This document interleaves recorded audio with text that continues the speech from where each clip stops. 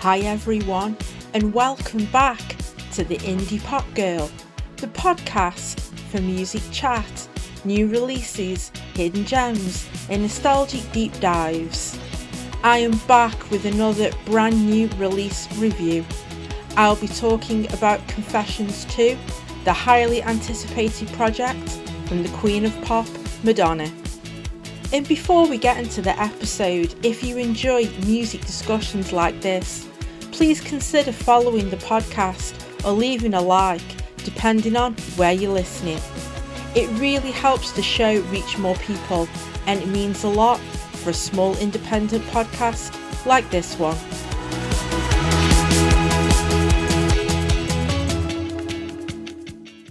Confessions 2 is the 15th studio album by pop superstar Madonna. It was released on the 3rd of July 2026 through Warner. It is the sequel to her 2005 release, Confessions on a Dance Floor. Madonna has reunited with Stuart Price in the development and production, and there is also additional production from Merways, Martin Garrix, Andrew Watt, amongst others. The album is a continuation of the electronic dance pop that was explored on part 1 of Confessions. Madonna was inspired by professional challenges and the state of the world, and therefore felt that the time was right to make an upbeat dance album. Madonna said in 2005, following on the lukewarm response to American Life, that it was time to dance. And now, 21 years later, that sentiment still rings true. And it's probably more relevant than ever. The format for Confessions 2 is repeated from the first chapter. The tracks have been developed in a non-stop mix. Madonna reunited with Stuart Price in 2023 when she hired him as the musical director for the Celebration Tour. Their work on that tour made them realise how much they loved working together after 15 years of no contact. It makes sense that she has worked with Stuart again, as they made magic on the first chapter. I feel that he brings the best out of Madonna creatively, as they are fully aligned with each other when they step into that studio together. It's fantastic that Madonna has also reunited with Warner, her original label that served her career of over 25 years. Confessions 2 feels like a full circle moment for Madonna. Not only with the reference points of Detroit techno and Chicago house as inspirations for the project, but Confessions 2 dives into some personal introspection.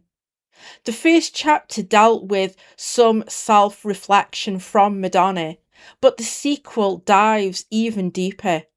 She tackles family trauma, loss and grief, and Madonna described the creative process as medicine for my soul. She is using the dance floor as that safe space to let go of any darkness and pain.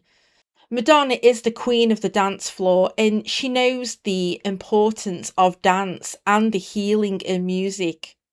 I discussed in my Confessions on a Dance Floor episode last week that it proves that dance music doesn't have to sacrifice emotion or substance. Madonna isn't making empty dance pop for the sake of it. She's waited until the time is right. And this time, she's got even more to say. And that makes me very excited. I'm going to keep this introduction brief as I have a lot of tracks to get through, but I wanted to give you some context before I start to talk about the tracks. But I'm not going to make you wait much longer, and I will be covering the deluxe 16-track version, as that is a version that I own on vinyl. So, are you ready to report to the dance floor? Okay then, let's go.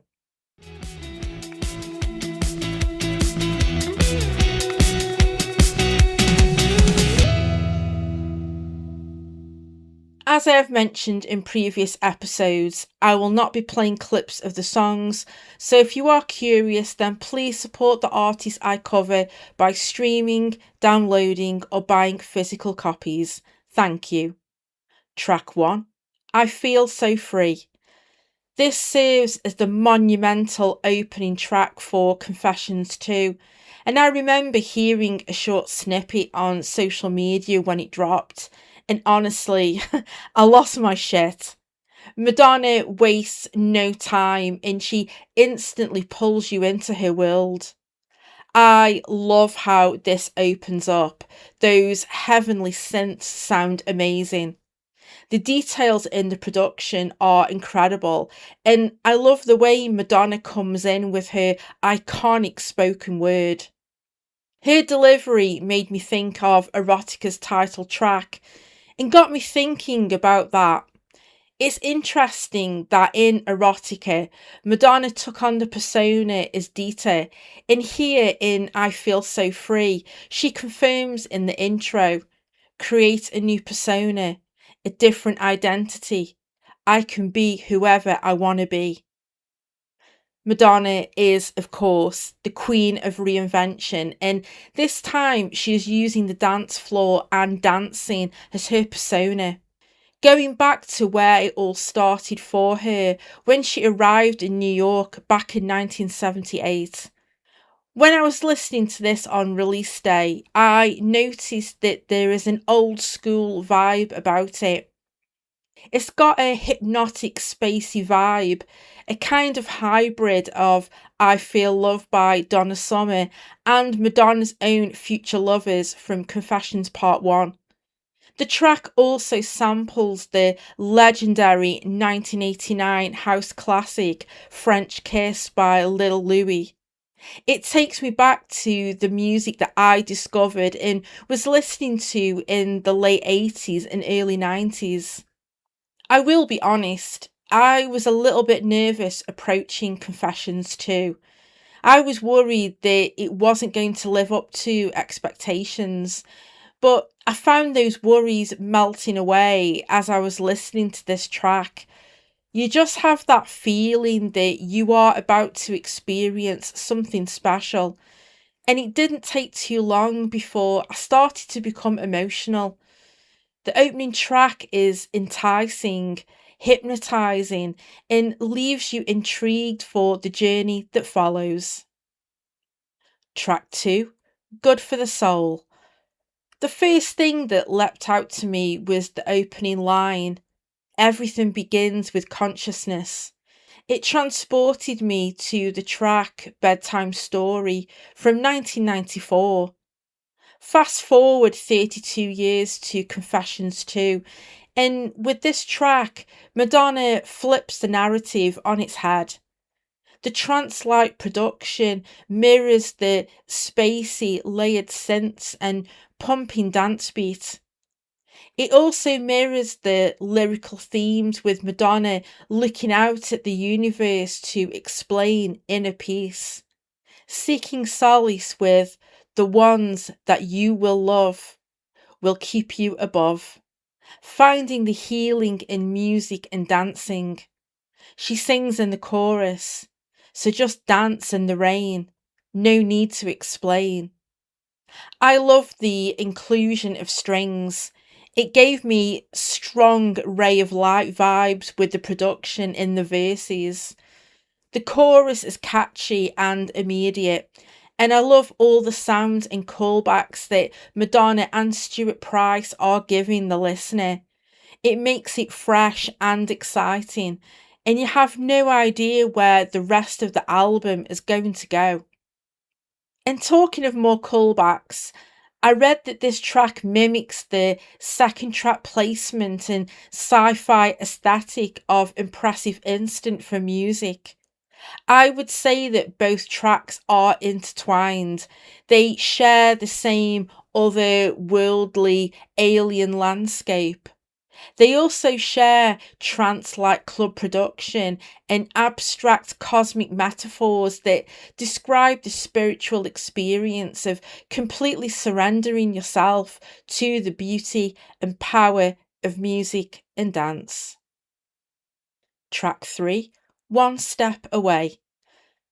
It seems that the first 3 tracks all belong together.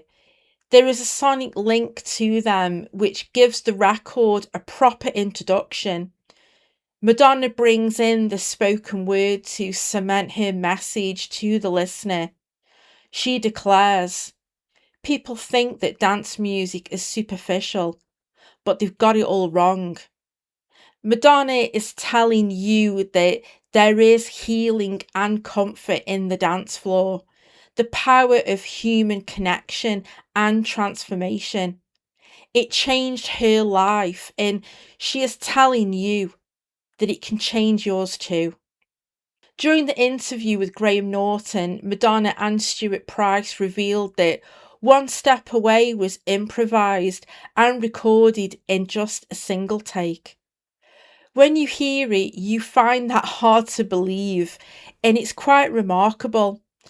It shows Madonna's strength as a songwriter, something she is often overlooked for. Stuart Price somehow taps into Madonna's creative bubble. His skill and experience are fully aligned with Madonna, and I feel that they inspire each other when they are creating in the studio. The track has an amazing piano line. The strings that come in halfway through are just fantastic.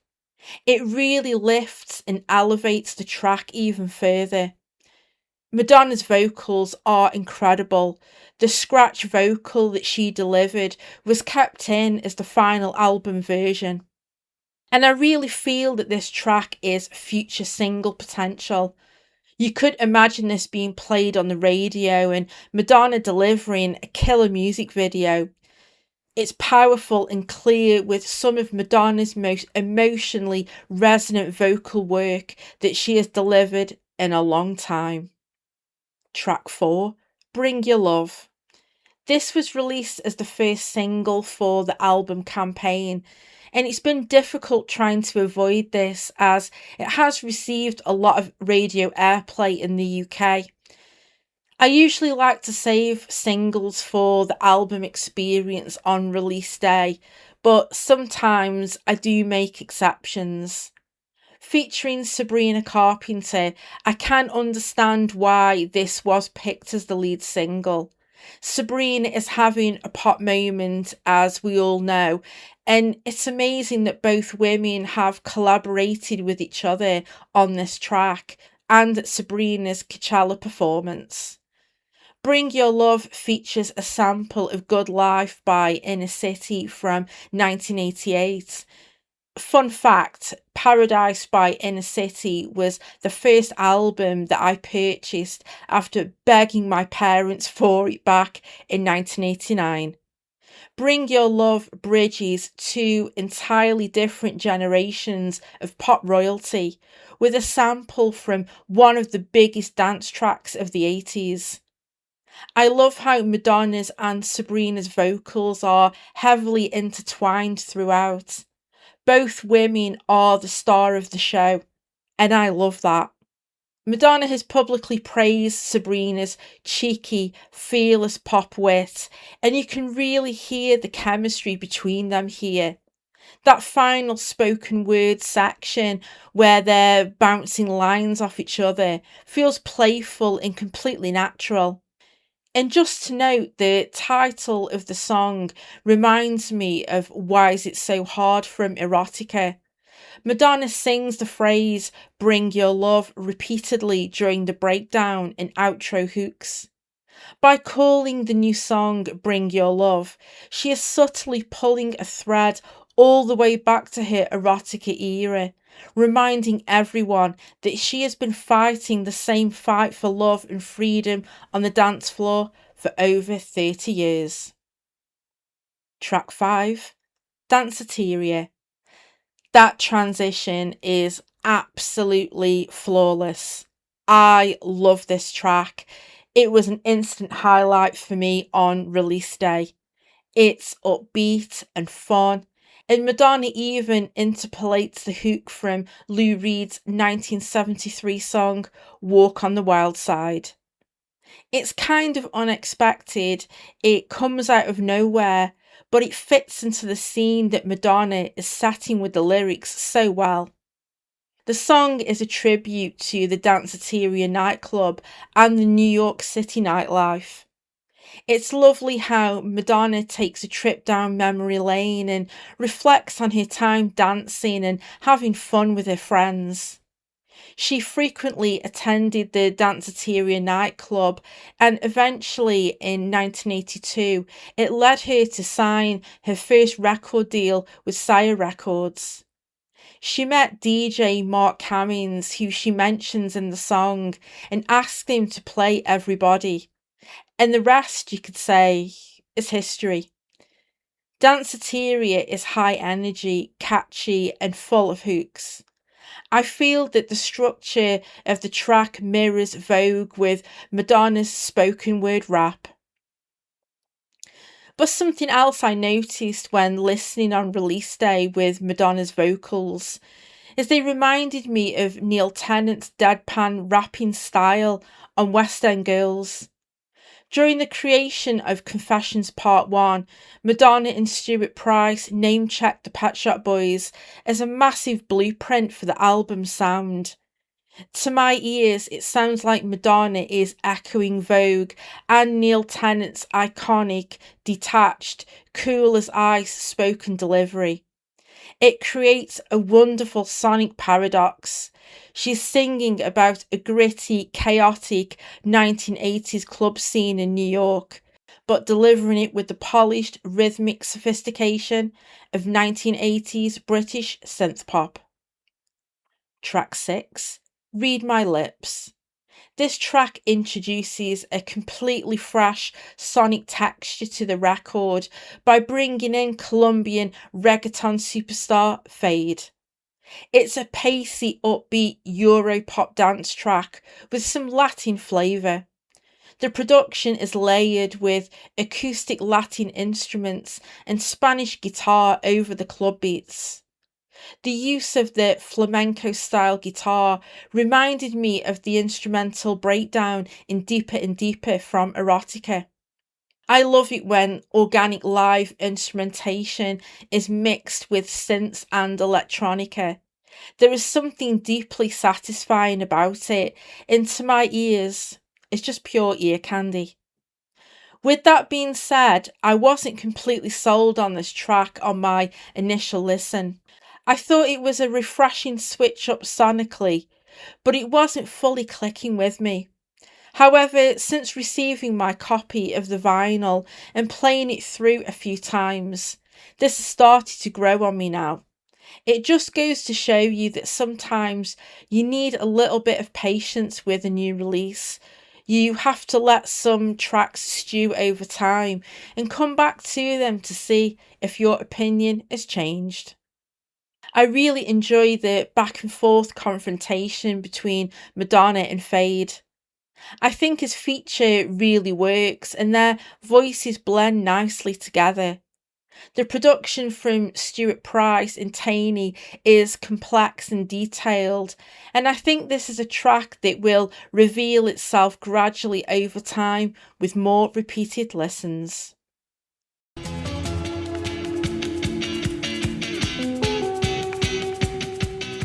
If you're listening right now and enjoying this is your cue to hit like before you forget. I really do appreciate all of the support. Thank you.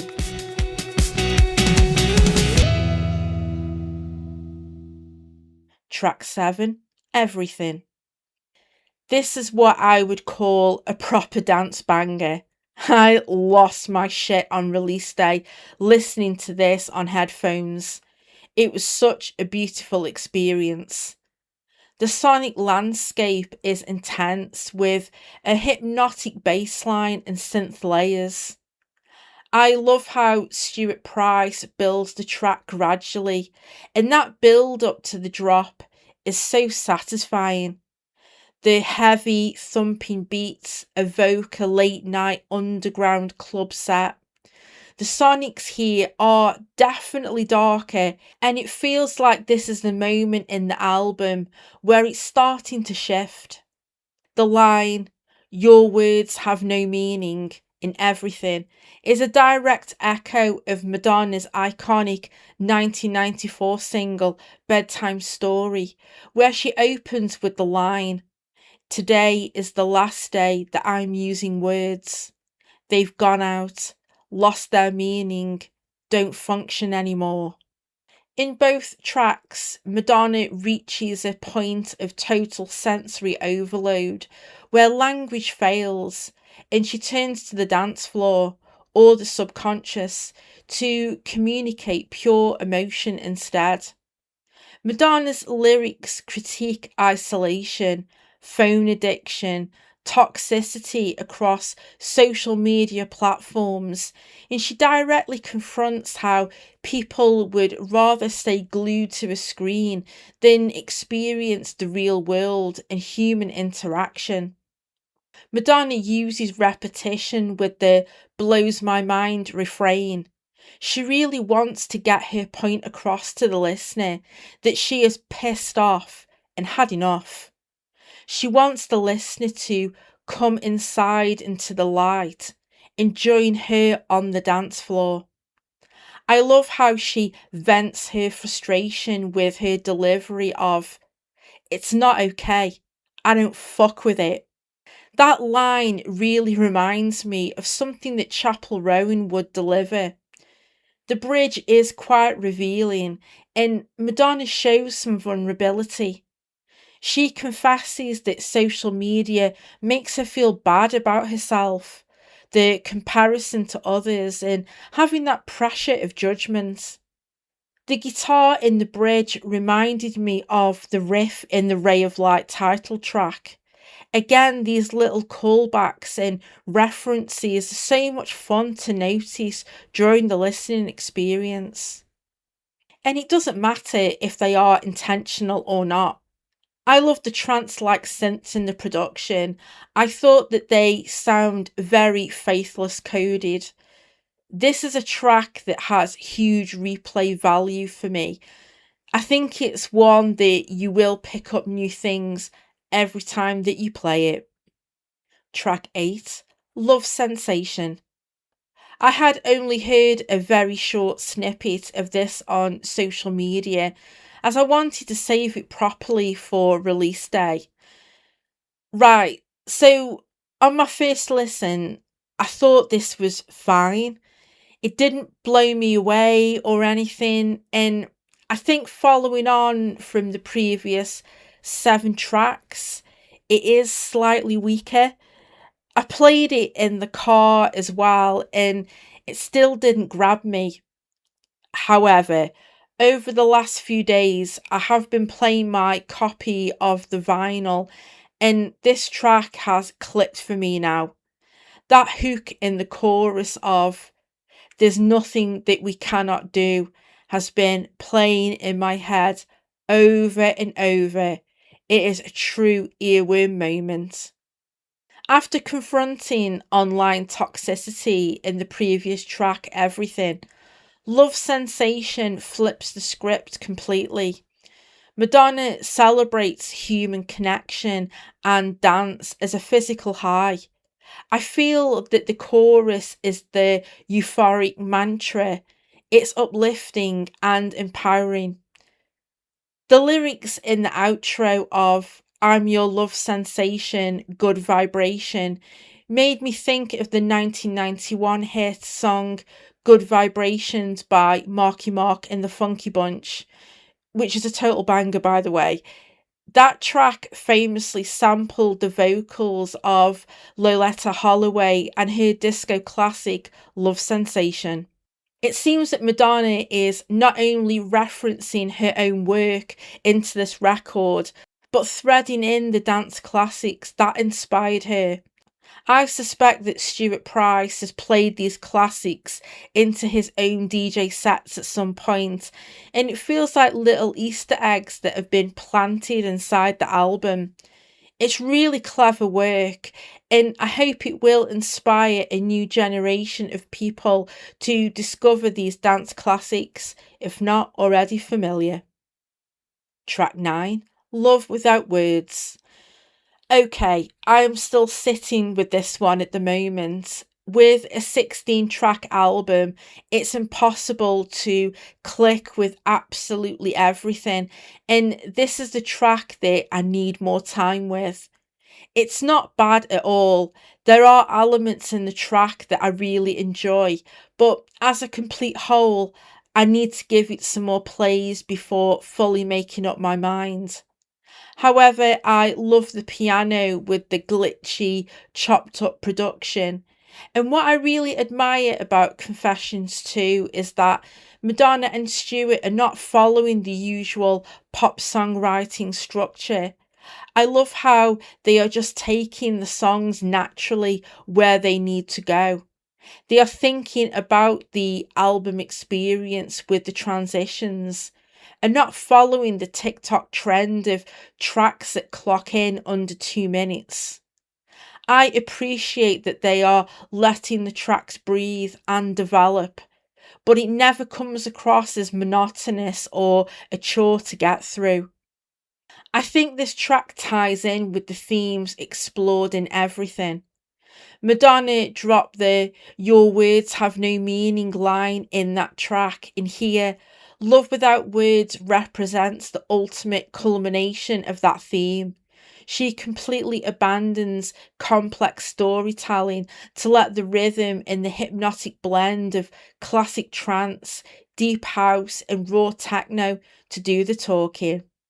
I will, of course, give this track more listens, and it is likely that I will have further thoughts the more that I have sat with this record. Track 10, Bizarre.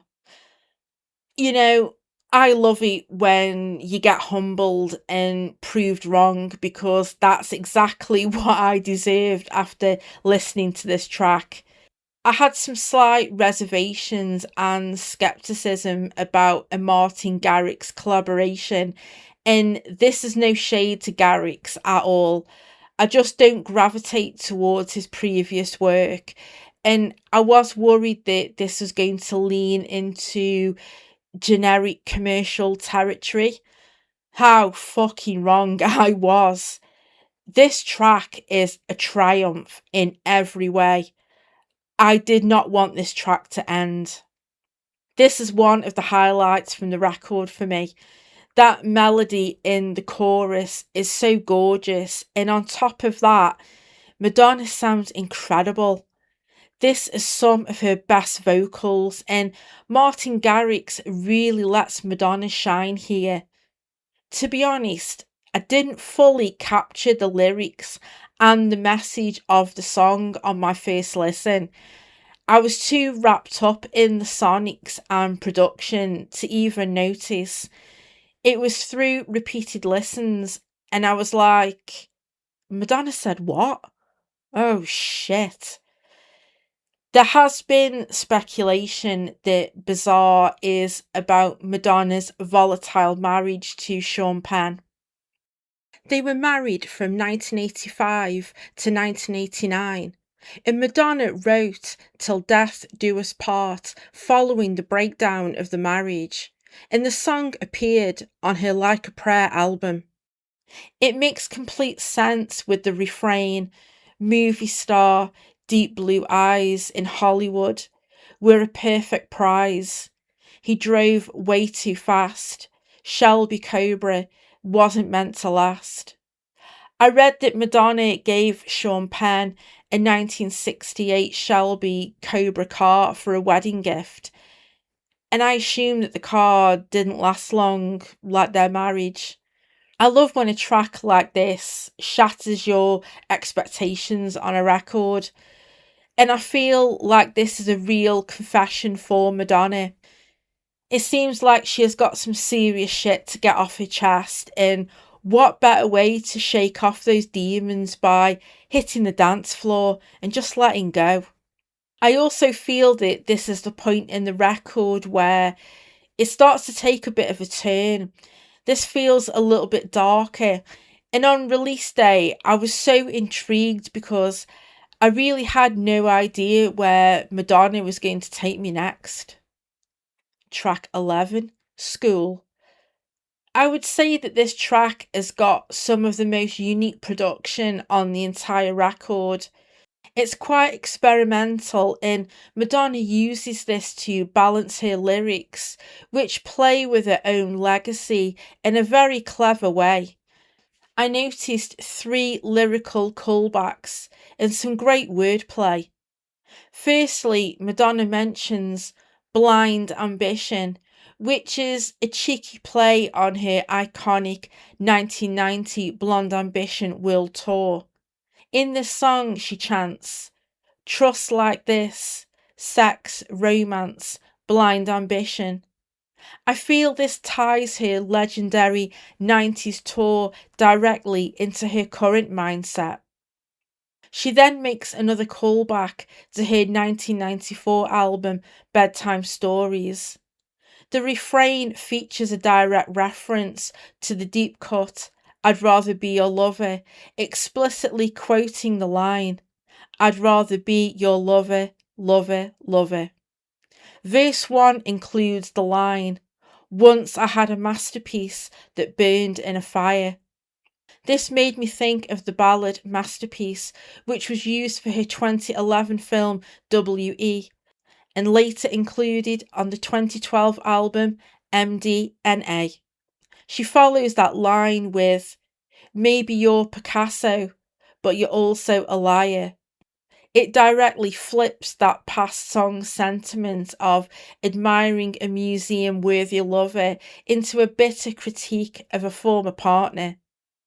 I think the track also demonstrates Madonna's sexual confidence. It opens up with a spoken word intro where she takes on the role of the student and teacher. Usually, she presents herself as the teacher. Again, see erotica for example of this.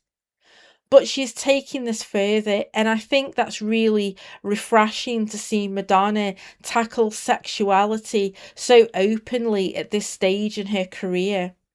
But whatever role Madonna is playing, she knows exactly what she wants and is in full control. I find that attitude and presentation so empowering. And even at 67 years old, Madonna is still exploring themes of sex and role play in her work, and long may it continue. Track 12, Fragile. I really wasn't expecting the record to go in this direction at all, but my god, this track is absolutely beautiful. I would describe it as drum and bass with some lovely acoustic guitar, but it's still got the Confessions energy running through it. I feel that the use of the acoustic guitar is reminiscent of Madonna's earlier work.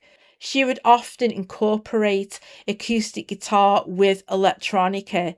You only have to listen to Music in American Life records to hear that. Lyrically, the song is inspired by Madonna's brother Christopher, who passed away in 2024. He was an influential figure in Madonna's career, especially at the beginning. He appeared as a backup dancer in the Lucky Star video and would later become the art director for the Blonde Ambition World Tour and tour director for the girly show promoting erotica. They had a public falling out sparked by Christopher's 2008 book, Life with My Sister Madonna. Madonna revealed on the Graham Norton interview that she wrote Fragile immediately after a phone call with Christopher when he was sick. She described the song as a form of catharsis and an exorcism. They put the feud behind them before he died, and Madonna describes this so beautifully. Yes, Madonna can deliver the dance cuts, but she can also deliver substantial pop. And I feel this is exactly what Fragile is. Stuart Price keeps the production respectful and balanced due to the subject matter, and the use of the vocoder was so unexpected but so welcome. I didn't expect to be moved so deeply, and if you have experienced loss and grief, then I am sure you will find a lot of comfort in this track, like I have. Track 13, My Sins Are My Saviour. I would say that this track is quite chill and laid back compared to the rest of the tracks. It really reminded me of erotica and bedtime stories. It's driven by electronic rhythms and a moody Euro dance aesthetic. The track features Belgian artist Stromae and they complement each other perfectly. That piano line is wonderful, and I know I keep saying it, but I really wasn't expecting the record to turn in this direction. But I applaud Madonna and Stuart Price for delivering so much variety, for experimenting and making each track stand on their own. Stuart Price explained on a recent promotional live stream that the song represents a deep psychological dive into Madonna's career. Rather than apologising for her past scandals, controversies, or sins, she owns them as the very things that saved her and made her an icon. When I was listening to this on release day, it was bugging me because it reminded me of something else. Yes, it gives me erotica and bedtime stories vibes with the laid back nature of it sonically, but I wasn't sure if there was a sample used on this track. I looked on the credits and noticed that it features a direct prominent sample of the 1990 track My Army of Lovers by Swedish group Army of Lovers. I totally forgot about this track and it made me listen to it again on YouTube. Listening to it now, I feel that the production was quite ahead of its time. No wonder Madonna and Stuart Price incorporated the sample here, and I really hope that more people will discover this forgotten classic through this track. Track 14, Betrayal. Wow, okay, I was not expecting this either. This is quite jazzy, almost erotica-esque, mixing the dance beat with piano and trumpet. I am not a fan of horns, but when it's used like this, almost as a texture, that's the sweet spot for me. It's got a sultry house groove, and what I like is that the trumpet is muted and doesn't dominate the track. It sounds like it's washed in reverb, acting as a smoky, late night atmospheric element, which is totally unique. I feel it's got a 90s trip hop vibe, reminiscent of Massive Attack and Madonna's collaboration with them covering the Marvin Gaye classic I Want You. The track feels like it's towards the end of the night. You are all danced out and the morning is coming. When I was listening on release day, I made a note to say that this section in the record to me feels like the chill out zone. These instrumentals really have emphasis on Madonna's personal and introspective lyrics, and this track is no exception. Lyrically, Madonna goes to some dark places and talks about her troubled relationship with her stepmother Joan, who also passed away in 2024. In the second pre chorus, Madonna makes another bedtime stories callback. She sings, This is the story of survival. The track Survival is the opening track on the Bedtime Stories album. That jumped out to me right away on my first listen, but the line of You'll never take my mother's place at the end of the pre chorus is something that I didn't catch. It was through repeated listens when I heard it, and it feels like Madonna is processing some frustration and anger in the song, but by the end, it feels like she has made her peace with Joan. The electronica is outstanding. Madonna's vocals are outstanding, and I didn't want this track to end. A career highlight for sure, and one of my favourites from the record. Track 15, The Test. Featuring Madonna's daughter Lola, it's lovely how she opens up the song, calling her Little Star and My Butterfly, callbacks to Little Star from Ray of Light. Here it feels like a direct and deeply emotional moment in the record, following on from the tracks that tackle themes of loss and grief. Co-produced by Stuart Price and Arca, the track relies on a deep, organic, tribal percussion loop layered underneath cutting-edge electronic synths. And Lola's smooth, smoky voice works beautifully against Madonna's. They don't compete with each other, they blend into this hypnotic chant in the chorus. The song explores the idea of passing on wisdom, survival instincts, and strength from mother to daughter. It addresses the emotional tests life throws at you, particularly under the glare of public scrutiny. Madonna explained that the song represents healing with her daughter, and the sonic spiritual callback to Ray of Light and Little Star solidifies their mother daughter relationship, and it's absolutely beautiful.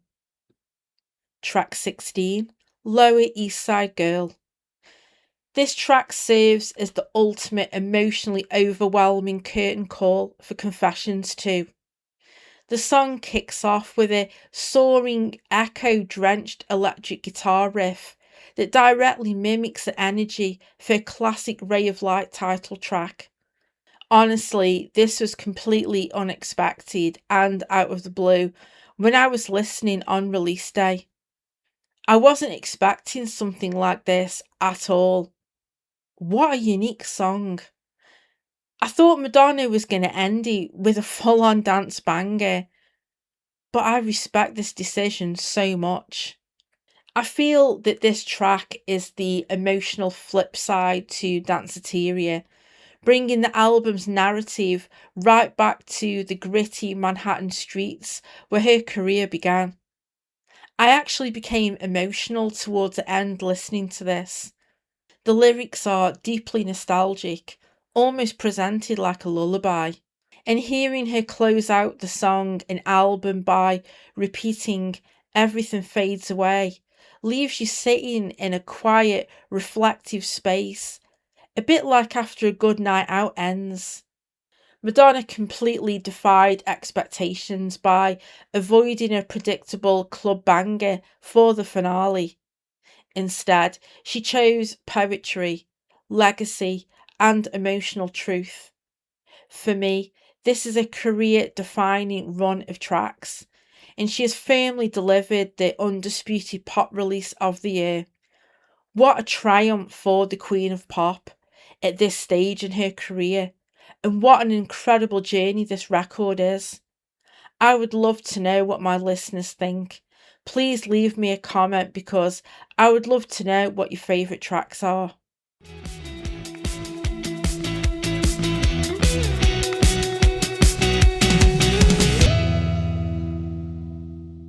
I have to tell you, standing back and looking at this record as a complete piece of work, I'm just blown away.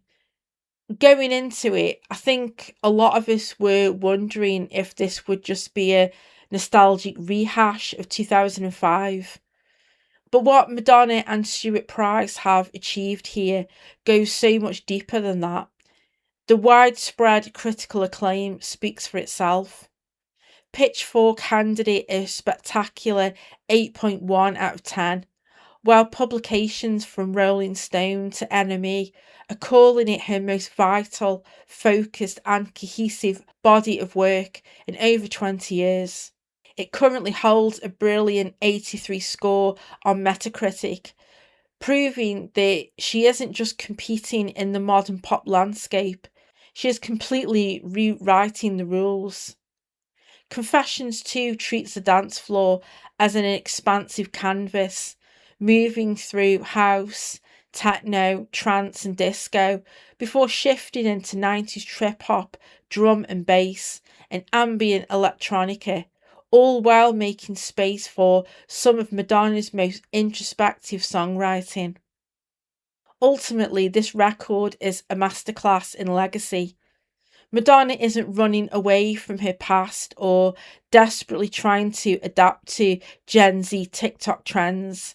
She's standing directly in her own mythology and dancing with it. By weaving threads from erotica, bedtime stories, and Ray of Light into an ultra futuristic sound, she reminds the world exactly why she remains the undisputed Queen of Pop. As it stands right now, this is my pop album of the year, hands down. That incredible final run from track 12 through to 16 is going to be near impossible for any other artist to beat this year. I am so incredibly grateful that I picked up the deluxe vinyl to experience this masterpiece in its full, uncensored glory. And finally, as a Madonna fan who grew up listening to her and idolising her, this era makes me so proud. For Madonna, who was 67 years old, to produce something like this is actually quite remarkable. The album reads like a love letter to herself and to her fans, and I really hope this won't be her last and that there is more to come. What an experience!